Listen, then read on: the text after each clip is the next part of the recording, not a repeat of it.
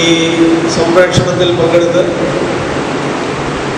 വിവിധ ഇടങ്ങളിലായിരിക്കുന്ന പ്രിയമുള്ളവരെ, ക്രിസ്തുയേശുവിന്റെ നാമത്തിൽ സ്നേഹവന്ദനം. നമ്മുടെ രാജ്യം 2 ആഴ്ച കൂടെ ലോക്ക്ഡൗൺ നീട്ടിയിരിക്കുന്ന ഒരു സാഹചര്യത്തിൽ മെയ് മാസം 17-ാം തീയതി വരെ ആരാധനാലയങ്ങൾ, പൊതുജനങ്ങൾ പ്രവേശിക്കുന്നതിന് സാഹചര്യം ഇല്ലാതിരിക്കുന്നു എന്നത് നമുക്കെല്ലാവർക്കും അറിയാം.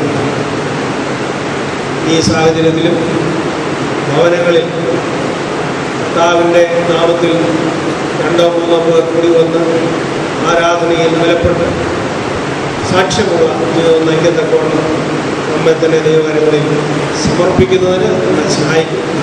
നമുക്കിടയാകട്ടെ എന്ന്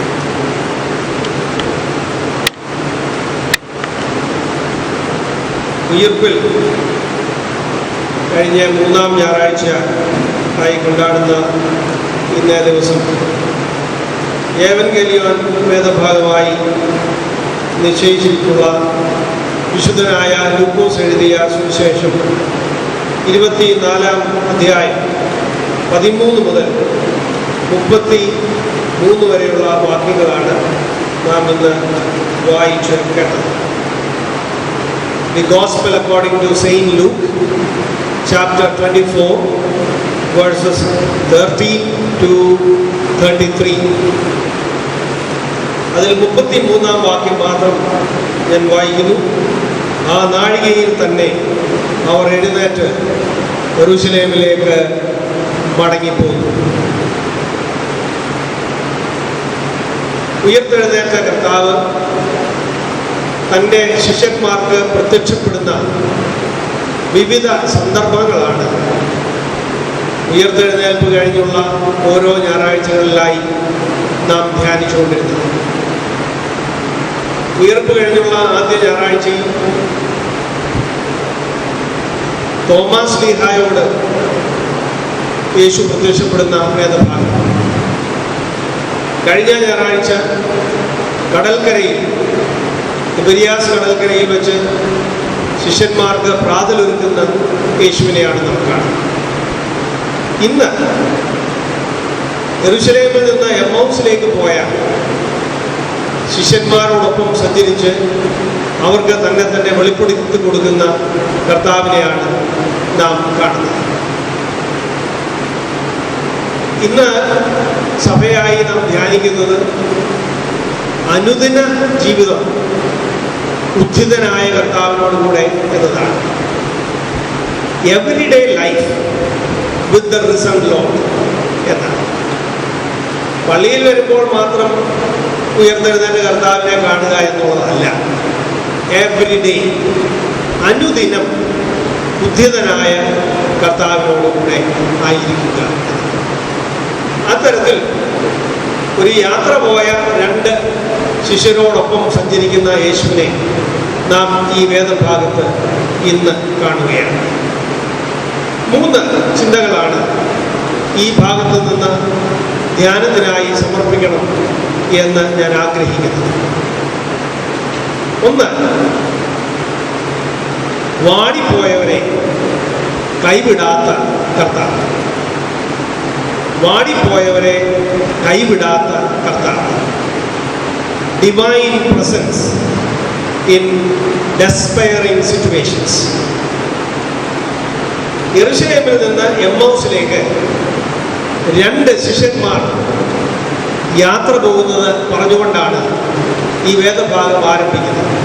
അന്ന് തന്നെ അവരിൽ 2 പേർ യെരൂശലേമിൽ നിന്ന് 7 നാഴിക ദൂരമുള്ള എമ്മൗസ് എന്ന ഗ്രാമത്തിലേക്ക് പോയി. 7 നാഴിക ദൂരമുള്ള ഒരു ദീർഘ യാത്രയാണ്.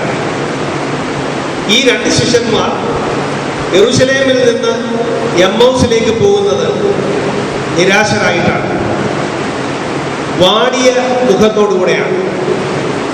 എല്ലാം അവസാനിച്ചു എന്നുള്ള ചിന്തയിലാണ്. പ്രതീക്ഷകൾ നഷ്ടപ്പെട്ടു പോയ അവസ്ഥയിലാണ്. എന്തു ചെയ്യേണ്ടു എന്നറിയാതെ ഭ്രമിച്ചു നിൽക്കുന്ന സാഹചര്യത്തിലാണ്. അങ്ങനെ യെരൂശലേം ദൈവാലയമുള്ളിടം, കർത്താവിൻ്റെ ഉയർപ്പ് സംഭവിച്ച ഇടം, ഈ ശിഷ്യരെ സംബന്ധിച്ചിടത്തോളം ഒരു പ്രതീക്ഷയില്ലാതെ പോകുന്ന സാഹചര്യമാണ്. അവർ വാടിയ മുഖമുള്ളവരായി തീരുകയാണ്. അങ്ങനെ ഒരു ഡെസ്പയറിംഗ് സിറ്റുവേഷനാണ്. വാടിയ മുഖത്തോടെ അവർ യാത്ര ചെയ്യുകയാണ്. എവിടേക്കാണ് പോകുന്നത്? അവർ എമ്മൗസ് എന്ന ഗ്രാമത്തിലേക്ക്, അവരുടെ സ്വന്തം വീട്ടിലേക്ക് പോവുകയാണ്. വിശ്വാസയാത്ര അവസാനിപ്പിച്ച് അവർ അവരുടെ സ്വന്തമെന്ന് പറയാവുന്ന ജീവിതത്തിലേക്കും സ്വന്തമെന്ന് പറയാവുന്ന കൂരയിലേക്കും മടങ്ങിപ്പോവുകയാണ്. ഒരു ഡെസ്പയറിംഗ് റിട്ടേണാണ്. മടുത്തുപോയ ഒരു മടക്കയാത്രയാണ്. അവർ അങ്ങനെ വാടിയ മുഖത്തോടെ പ്രതീക്ഷ നഷ്ടപ്പെട്ട് യാത്ര ചെയ്യുമ്പോൾ ഈ വേദഭാഗത്ത് നാം കാണുന്നു, ഒരാൾ അവരോട് ചേർന്ന് നടന്നു. അവർ വാടിയ മുഖത്തോടെ യാത്ര ചെയ്തപ്പോൾ, മടുത്ത് മടക്കയാത്ര നടത്തിയപ്പോൾ അവരെ കൈവിടാതെ കൂടെ നടന്നവനാണ് ഉയർത്തെഴുന്നേറ്റ കർത്താവ്. അതുകൊണ്ട് the risen Lord is walking along with the desperate people in despairing situations. വാടിപ്പോയ ജീവിതങ്ങളോടുകൂടെ കൂടെ നടക്കുന്ന, കൈവിടാതെ നടക്കുന്ന ഉയർത്തെഴുന്നേറ്റ കർത്താവിനെയാണ് ഈ വേദഭാഗം നമുക്ക് മുമ്പിൽ വെളിപ്പെടുത്തുന്നത്. നമ്മുടെ സാഹചര്യം വിശ്വാസത്തിന്റെ പ്രതിസന്ധിയുള്ള സാഹചര്യമാണ്. ദേവാലയങ്ങൾ വാടിയ മുഖത്തോടെ നിൽക്കുകയാണിപ്പോൾ. വിശ്വാസികൾ ഭ്രമിച്ചു നിൽക്കുകയാണ്. എന്ത് ചെയ്യേണ്ടുവെന്നറിയാതെ, ഒന്നും കാണാനില്ലാതെ, ആശകളൊക്കെ നഷ്ടപ്പെട്ടു പോയ സാഹചര്യത്തിൽ നിൽക്കുകയാണ്. ഈ ശിഷ്യന്മാർ പറയുകയാണ്, ഞങ്ങൾക്ക് ചില ആശകൾ ഉണ്ടായിരുന്നു. അവൻ ഇസ്രായേലിന്റെ വീണ്ടെടുപ്പുകാരനാണെന്ന് ഞങ്ങൾ വിചാരിച്ചിരുന്നു. We thought that he will do something, but he had ended up as nothing. Now our life has become nothing. ഞങ്ങളുടെ ജീവിതങ്ങൾ ഒന്നുമില്ലാത്തതായി തീർന്നിരിക്കുന്നു. മുൻപോട്ട് നോക്കുമ്പോൾ ഒന്നും പ്രതീക്ഷിക്കാനില്ല. ഇനി എങ്ങനെയെങ്കിലും കൂരയ്ക്ക് പോയാൽ മതി എന്ന് ചിന്തിക്കുന്ന ഒരു സാഹചര്യമാണ്. പല പ്രവാസ സഹോദരങ്ങളും ഇപ്പോൾ ഈ ഒരു സാഹചര്യത്തിലാണ്. എങ്ങനെയെങ്കിലും വീടണഞ്ഞാൽ മതി എന്ന് ചിന്തിക്കുന്ന സാഹചര്യത്തിലാണ്. അങ്ങനെ പലതരത്തിൽ എങ്ങനെയെങ്കിലും വീട്ടിൽ ചെന്നെത്തിയാൽ മതി, പ്രതീക്ഷകളൊക്കെ നഷ്ടപ്പെട്ടു പോയി എന്ന് ചിന്തിക്കുന്ന സാഹചര്യത്തിൽ, ഭ്രമിക്കുന്ന സാഹചര്യങ്ങളിൽ, നാളെ എന്താണ് എന്നതിനെക്കുറിച്ച് ഒരു ആലോചനയും ഇല്ലാതെ ഇരിക്കുന്ന സാഹചര്യത്തിൽ, സംസാരിച്ചാൽ തർക്കവും മാത്രമേ ഉണ്ടാകുന്നുള്ളൂ എന്നുള്ള സാഹചര്യത്തിൽ, കാരണം വ്യക്തതയില്ലാതിരിക്കുന്ന സാഹചര്യങ്ങളിൽ നാം അറിയാതെ നമ്മോടൊപ്പം ചേർന്ന് നടക്കുന്നവനാണ് ഉയർത്തെഴുന്നേറ്റ കർത്താവ്. നാം കാണാത്തപ്പോഴും അവൻ നമ്മോടുകൂടെ ഉണ്ട് എന്നുള്ളതാണ് ദൈവം ക്രൂശിലൂടെയും ഉയർത്തെഴുന്നേറ്റ കർത്താവിലൂടെയും നിരന്തരമായി വെളിപ്പെടുത്തിക്കൊണ്ടിരിക്കുന്നത്. ദൈവം നമ്മോടുകൂടെ ഉണ്ടോ എന്നുള്ളത് നമ്മുടെ കാഴ്ചയുടെ അടിസ്ഥാനത്തിലല്ല നമ്മൾ തീരുമാനിക്കേണ്ടത്. കുരിശിൽ കിടക്കുന്ന യേശു, ദൈവമേ നീ എവിടെ എന്ന് ചോദിച്ചപ്പോൾ ദൈവം കൂടെ ഉണ്ടായിരുന്നു. ഉയർത്തെഴുന്നേറ്റ യേശു അവന്റെ കൈകളിൽ ആണിപ്പഴുതി ഞാൻ കാണണം എന്ന് പറഞ്ഞെടുത്ത് യേശു ചെന്നു. ഇനി യേശു എവിടെ? ഞങ്ങൾക്ക് പഴയ പണി മതി എന്ന് പറഞ്ഞ് വല വീശാൻ പോയവരുടെ അടുത്ത് അവൻ കൊച്ചു വെളുപ്പം കാലത്ത് ചെന്നു. See his presence, and even when because of that we despair, Jesus, the risen Lord, and his presence is with us. അതുകൊണ്ട് വാടിപ്പോയ ജീവിതങ്ങളെ കൈവിടാത്ത കർത്താവാണ് ഈ കൊറോണ കാലത്തും നമുക്ക് ബലമായുള്ളത്. നാം കാണുന്നില്ല എന്നതുകൊണ്ട് അവൻ കൈവിട്ടു എന്നർത്ഥമില്ല. നിങ്ങൾ വാടിപ്പോകുന്ന സാഹചര്യങ്ങളുണ്ട്, പക്ഷേ നിങ്ങളുടെ കൈവിടാതെ ഞാൻ കൂടെയുണ്ട്. അതാണ് ഒന്നാമത് നമ്മൾ കാണുന്നത്. വാടിപ്പോകുന്ന ആളുകളെ കൈവിടാത്ത ദൈവം. രണ്ടാമത് നമ്മൾ ഈ വേദഭാഗത്ത് കാണുന്നത് വചനത്താൽ കനലൊരുക്കുന്ന കർത്താവ്. Divine presence in despairing situations, divine word as emboldening presence. വചനത്താൽ കരുത്ത് പകരുന്ന യേശു. എന്തുകൊണ്ടാണ് ഇവർ വാടിപ്പോയത്? ഇവർ വാടിപ്പോയത് കഷ്ടത ഉണ്ടായപ്പോഴാണ്. പലപ്പോഴും കഷ്ടാനുഭവങ്ങൾ ഉണ്ടാകുമ്പോൾ വിശ്വാസ ജീവിതത്തിൽ വാടിപ്പോകുന്ന അനുഭവങ്ങൾ സ്വാഭാവികമാണ്. യേശുവിന്റെ ജീവിതത്തിൽ ഒരു കഷ്ടത ഉണ്ടായപ്പോൾ അവർ വിചാരിച്ചു ഇതോടുകൂടെ എല്ലാം തീർന്നു. യേശുവിന്റെ ക്രൂശ് ഉണ്ടായപ്പോൾ അവർ വിചാരിച്ചു ഞങ്ങളുടെ ആശയെല്ലാം മറ്റുപോയി.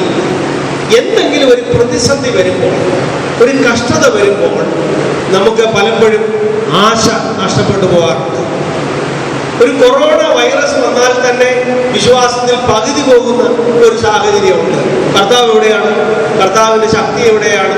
ഈ ലോകം എവിടെയാണ്? അപ്പോഴേക്കും നമുക്ക് പല തിയറികൾ വരും. നമ്മൾ ഉടനെ പറയും ഈ ലോകത്തെ ദൈവം കൈവിട്ടതാണ്, ഈ ലോകത്തിന്റെ പാപം കൊണ്ടാണ്, ഈ ലോകത്തിൽ ദൈവത്തിന് ബലമില്ലാത്തത് കൊണ്ടാണ്.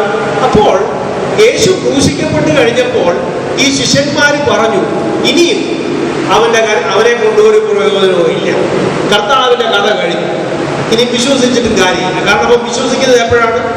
കഷ്ടത ഇല്ലാതിരിക്കും, ക്രൂശില്ലാതിരിക്കും. അങ്ങനെയല്ല എന്ന് കർത്താവ് തന്റെ വചനത്തിലൂടെ അവരോട് പറഞ്ഞു കൊടുത്തു.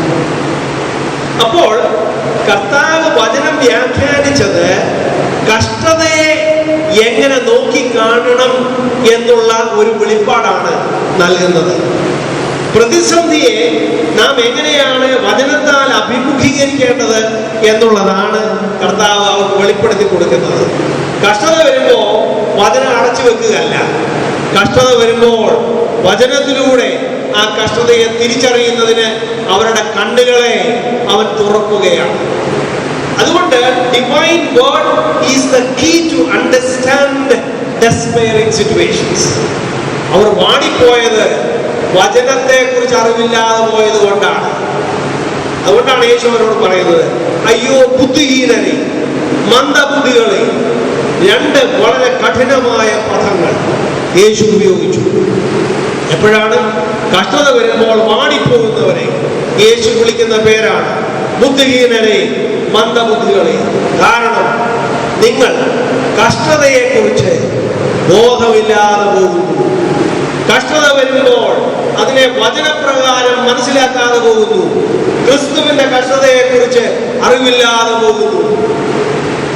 യേശു പറഞ്ഞു ഈ കഷ്ടതയുടെ നടുവിലൂടെയാണ് ക്രിസ്തുവിന്റെ ജീവിതം, ഈ കഷ്ടതകളുടെ നടുവിലൂടെയാണ് ക്രിസ്തീയ ജീവിതം.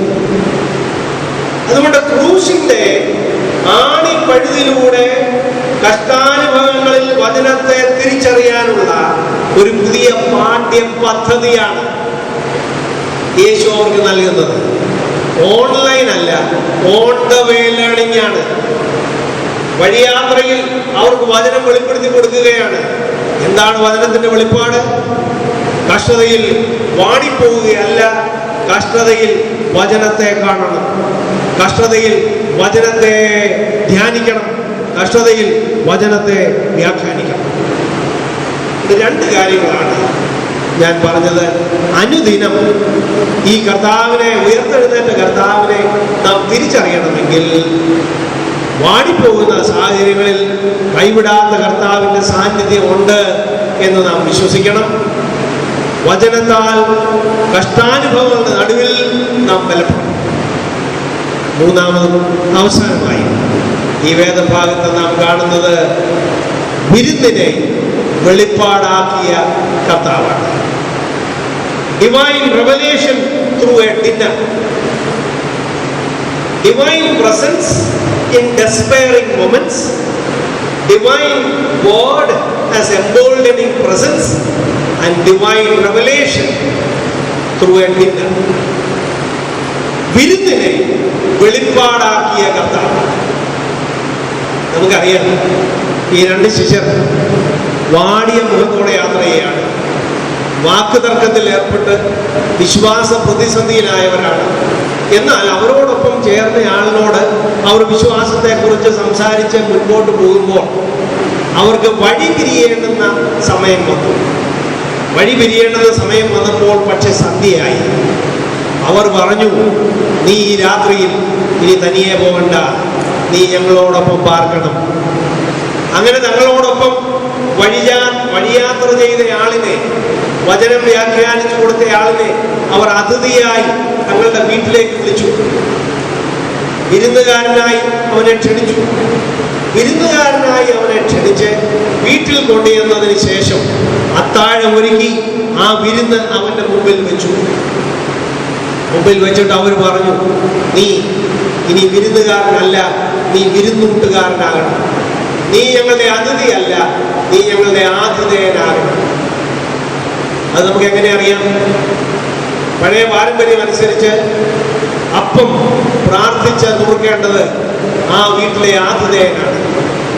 അങ്ങനെ ഭക്ഷണം കൊണ്ടുവന്ന് വെച്ച് കഴിഞ്ഞപ്പോൾ യേശു അപ്പം എടുത്ത് വാഴ്ത്തി നുറുക്കി കൊടുത്തു എന്ന് പറയുമ്പോൾ യേശു വിരുന്നുകാരനായി അതിഥിയായി ആ ഭവനത്തിൽ ചെന്നപ്പോൾ അവർ അവനോട് പറഞ്ഞു, നീ ഞങ്ങൾക്ക് അതിഥിയല്ല, ഈ വിരുന്നുമേശയിൽ നീ ആതിഥേയനാകണം എന്ന് പറഞ്ഞ് അവർ ഈ അപ്പം അവന്റെ കൈകളിൽ കൊടുത്തു എന്നാണ് ഒരു പണ്ഡിത മതം. വേറെ ഒരു വ്യാഖ്യാനവും ഉണ്ട്, എന്നാൽ ഇപ്പോൾ ഞാൻ അതിലേക്ക് പ്രവേശിക്കുന്നില്ല. അപ്പോൾ അവരുടെ അത്താഴത്തെ അവർ അവന്റെ കരങ്ങളിൽ കൊടുത്തപ്പോൾ ആ അത്താഴം അവന്റെ കരങ്ങളിൽ തിരുവത്താഴമായി മാറി. ആ അത്താഴത്തിൽ അവൻ തന്നെ വെളിപ്പെടുത്തി. അവൻ അപ്പം നുറുക്കിയപ്പോൾ അവർ അവനെ കണ്ടു എന്ന് പറഞ്ഞാൽ ഒരു സാധാരണ അത്താഴത്തെ കർത്താവിന്റെ കരങ്ങളിൽ സമർപ്പിച്ചുകൊണ്ട് അവർ ഭക്ഷണം കഴിക്കാൻ തുടങ്ങിയപ്പോൾ ആ അത്താഴത്തിൽ അവർ തിരുവത്താഴത്തിന്റെ അംശങ്ങളായി. അവർ വിരുന്നുകാരനായി വിളിച്ചവൻ അവർക്ക് വിരുന്നായി തീർന്നു. അപ്പോൾ കർത്താവിനെ നമ്മുടെ ഭവനങ്ങളിലേക്ക് ക്ഷണിച്ച് അവനെ ആതിഥേയനായി നാം സ്വീകരിക്കുമ്പോൾ അവൻ നമുക്ക് വിരുന്നൊരുക്കുന്നു. നാം ഇന്നുവരെയും കണ്ടിട്ടില്ലാത്ത വെളിപ്പാടുകൾ തരുന്നു. A dinner is becoming a revelatory moment. An ordinary meal has become an extraordinary fellowship. ഈ ഭവനത്തിൽ അവർ കർത്താവിനെ അതിഥിയായി സ്വീകരിക്കുകയും ആതിഥേയനായി അംഗീകരിക്കുകയും ചെയ്തപ്പോൾ അവർ അത്താഴം തിരുവത്താഴമായി അനുഭവിച്ചു. നമ്മുടെ ഓരോ ഭക്ഷണമേശയും കർത്താവിനോട് ചേർന്നാണ് എന്ന് നാം സ്വീകരിക്കുമ്പോൾ അത് നമുക്ക് പുതിയ വെളിപ്പാടുകൾ തരും. തിരുവത്താഴം അൾത്താരയിൽ മാത്രമല്ല, അനുദിന ജീവിതത്തിലെ ഓരോ സന്ദർഭങ്ങളും കർത്താവിന്റെ കരങ്ങളിൽ സമർപ്പിച്ചുകൊണ്ട് നാം സ്വീകരിക്കുമ്പോൾ, നിർവഹിക്കുമ്പോൾ ആ ഓരോ നിമിഷവും ഉയർത്തെഴുന്നേറ്റ കർത്താവിന്റെ വെളിപ്പാടായി മാറാം. 3 കാര്യങ്ങളാണ് നാം ഈ വേദഭാഗത്ത് കാണുന്നത്. വാടിപ്പോയവരെ കൈവിടാത്ത കർത്താവ്, വചനത്താൽ കനലൊരുക്കുന്ന കർത്താവ്, വിരുന്നിൽ വെളിപ്പാട് നൽകുന്ന കർത്താവ്. Divine presence in despairing situations. Divine word as emboldening presence and divine revelation through a dinner. ഇവർ മടുത്ത യാത്ര തുടങ്ങിയവരാണ്. എന്നാൽ നാം ഈ വേദഭാഗം അവസാനിക്കുമ്പോൾ കാണുന്നത് അവർ ആ നാഴികയിൽ തന്നെ എഴുന്നേറ്റ് യെരൂശലേമിലേക്ക് മടങ്ങിപ്പോന്നു. അവരുടെ കാലുകൾക്ക് വേഗം കൂടി. മടുത്തുപോയവരെ മടക്കയാത്രയ്ക്ക് വിളിക്കുന്നവനാണ് കർത്താവ്. വാടിപ്പോയവർക്ക് വിരുന്നൊരുക്കുന്നവനാണ് ദൈവം. നമ്മുടെ നിരാശാകരമായ ജീവിത സാഹചര്യങ്ങളുടെ നടുവിൽ, വിശ്വാസ പ്രതിസന്ധികളുടെ നടുവിൽ, ദൈവാലയങ്ങൾ പോലും വാടി നിൽക്കുന്ന സന്ദർഭങ്ങളിൽ കൈവിടാത്ത കർത്താവിനെ നാം കാണണം. അവന്റെ വചനത്താൽ നാം ബലപ്പെടണം.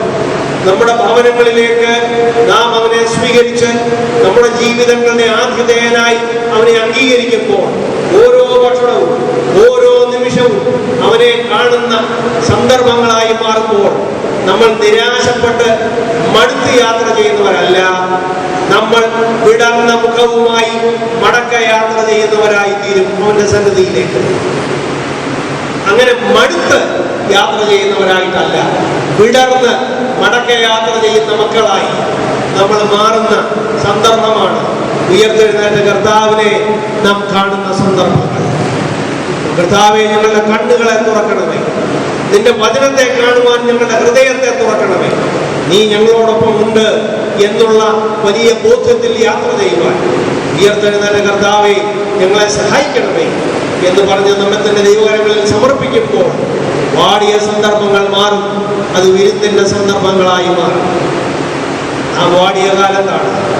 എന്നാൽ ഈ വാടിയ മുഖവുമായി നിൽക്കുന്നവരുടെ മുഖത്ത് പ്രകാശം വിടർത്തുന്ന ദൈവം നമ്മോടൊപ്പം ഇപ്പോഴും ഈ യാത്രയിൽ കൂടെയുണ്ട് എന്നുള്ള ബോധ്യം നമ്മെ എല്ലാവരെയും വഴി നടത്തുന്നത് ദൈവം തന്റെ കൃപയാൽ നമ്മെ ശക്തീകരിക്കുകയും വഴി നടത്തുകയും ബലപ്പെടുത്തുകയും ചെയ്യുമാറാണ്.